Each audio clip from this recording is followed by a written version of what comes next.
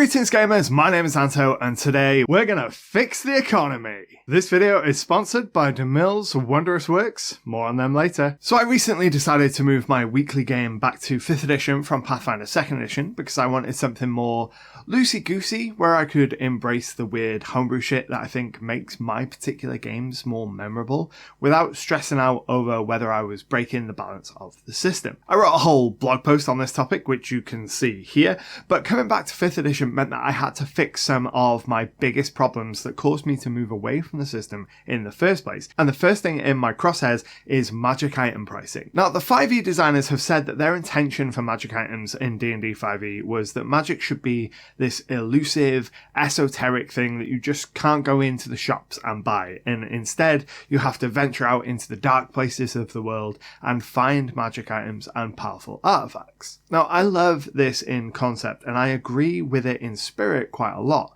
but the rest of 5th edition's tone and structure just straight up doesn't support that style of fantasy in my opinion. Player characters have too much innate power and there's too much inherent magic in the world for it to also only be available by delving into the darkest dungeons. I think this particular approach works a lot better in more gritty, old school inspired games like Shadow Dark and other OSR style games where your characters are just normal men. We're just normal men. So need to go out and find those magical doodads to have any hope of surviving a life of adventuring. But in 5th edition, most classes have some kind of innate magical power, so it feels like they live in a more magically rich world. And because of this, every 5th edition game I've ever played in or run has had the players expecting to be able to walk into a shop somewhere and purchase magic items. Now, WotC, to their little credit, has tried half-heartedly to address this in Xanathar's Guide to Everything on page 126 with the magic item price table. But I have two really big problems with this table. Number one is the price scale between the cheapest and most expensive items is completely bananas,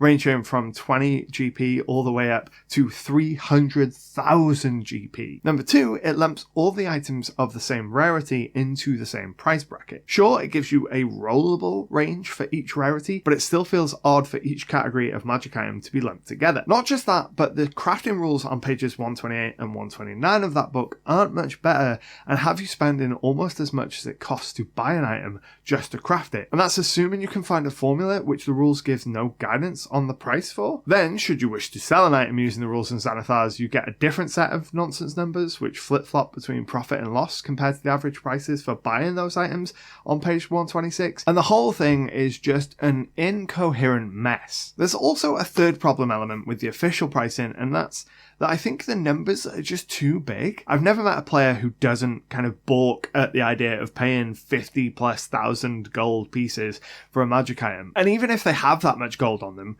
by that point, they've completely blown out the world's economy, lost touch with everyday purchases, and the chances are that getting gold as a reward just doesn't mean anything to them anymore. So with all those problems in mind, I set about creating a new magic item pricing system for my game.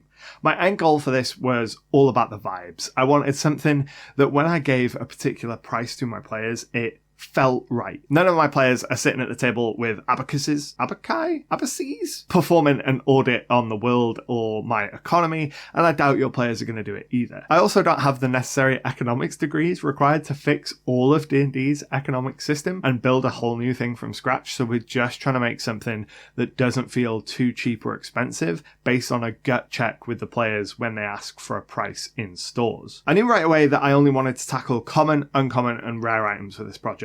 Like I said at the top, I actually agree with the design ethos of 5e about some magic being weird and unattainable, so I've kept very rare and legendary items as the kind of things the players will never be able to simply walk into a shop and exchange gold for. They're going to have to go out and adventure for those items or figure out some other way to get them. Now, time out here. I know that you might be asking, why don't I just use one of the many third-party books which provides specific prices for every item in my game? Or make something of my own which goes into specific item pricing? And the reason for that is pretty simple.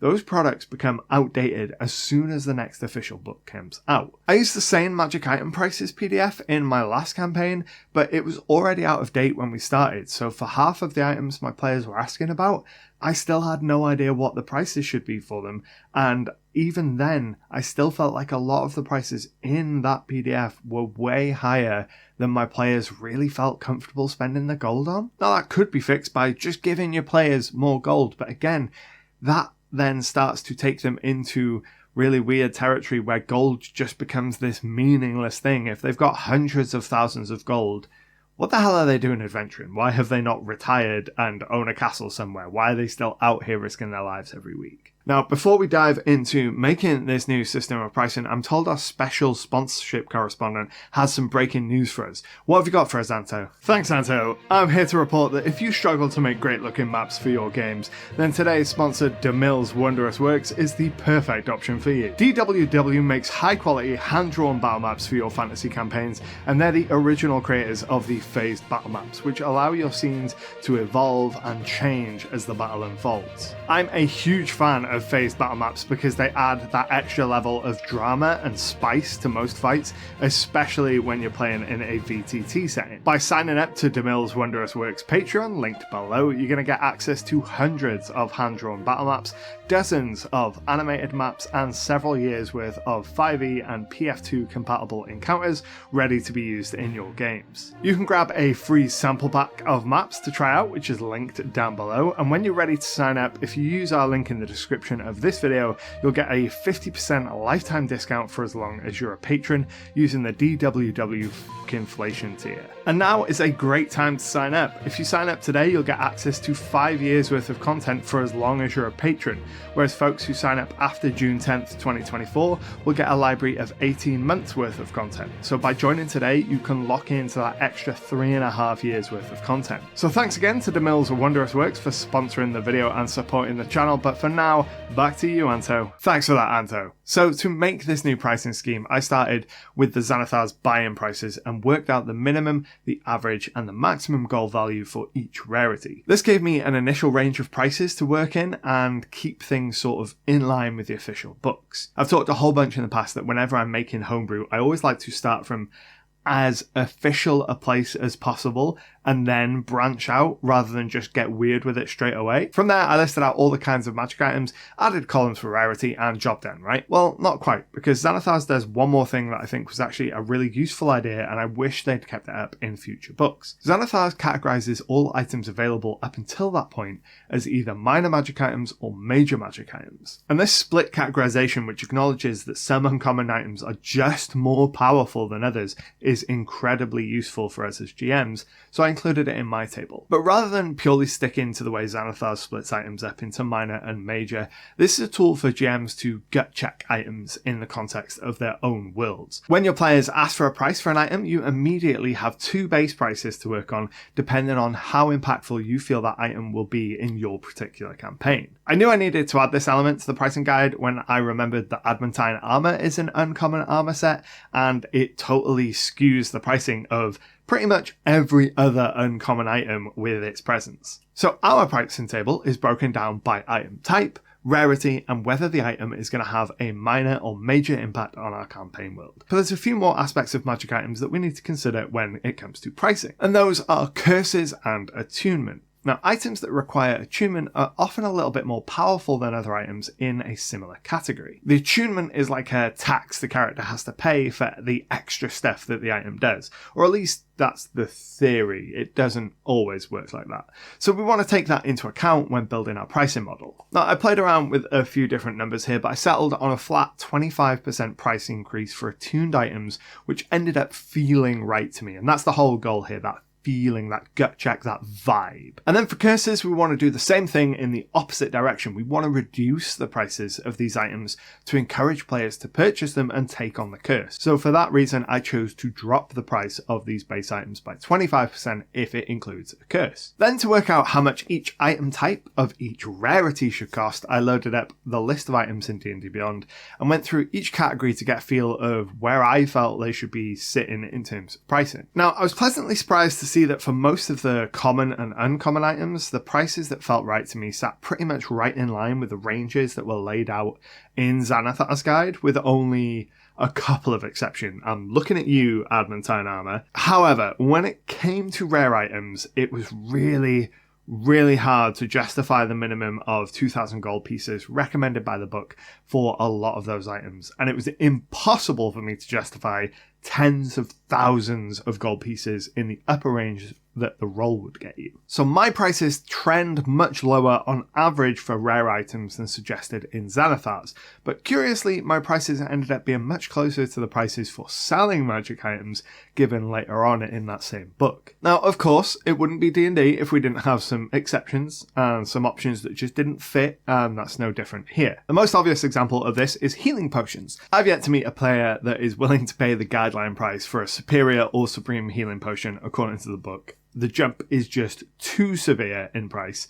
So I repriced healing potions to be more in line with their healing progression, added a little bit on to that price each time, so there's a bit of a tax for being able to get all that extra healing at once. Same with spell scrolls. I did consider using the Adventurers League scroll prices, which are given in Xanathar's guide, but I found them to trend a little bit too cheap for my tastes on the lower end of the spectrum, so I brought them a little bit closer in line with the suggested pricing for common and uncommon pricing found elsewhere in the book. And then this is what you end up with, a table of prices broken down by item type, rarity, and then major or minor impact with adjustments for whether the item is attuned or cursed. The numbers range from 50 GP up to 7,500 GP as a base, but they can easily climb much higher when you're adding attunement or applying something like armor of resistance to plate armor, which still requires the purchase of the base armor set. I'm really pleased with this set of prices. It met my goals for this project, which were create something that was easy to use,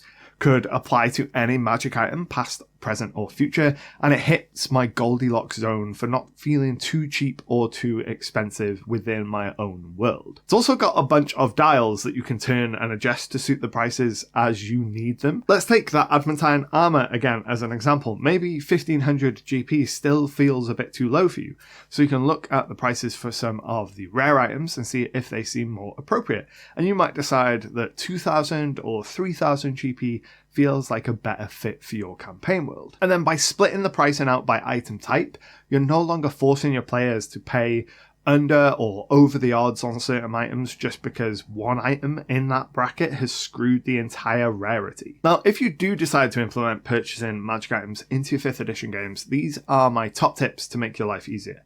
Number 1, don't give your players a price list. This gives you the ability to change prices as you need to. The only time that I would make an exception to this would be with the prices for healing potions and scrolls, and then I would only do it for the first 2 healing potions and the first maybe 5 levels of scrolls. Number 2, only let players freely choose from items in the core books like the DMG, Xanathar's, Tasha's, and the Book of Many Things, and not from adventure modules. The items in adventure modules tend to be much more specific and harder to work into your campaign than the stuff in core books, in my experience. Number 3, only let players purchase common and uncommon items and maybe rare items when they get up to higher levels. Definitely don't give them access to very rare and legendary items. Now, not only does this keep the pricing model simpler, but it also makes it easier for you to come up with rewards at higher tier play, which is a much bigger problem as you get up there in the levels, because it means that you can give them access to those items that they just can't get any other way. Now, I'd love to know what you think of this pricing system down in the comments below, and if you want to get this pricing system for yourself, you can pick it up in this month's issue of SIDEQUEST, my monthly RPG magazine, which is linked down in the description below. If you want to keep watching, you can check out this video, which is covering all the things I bring in my GM bag when I run games in person. And until next time, happy gaming.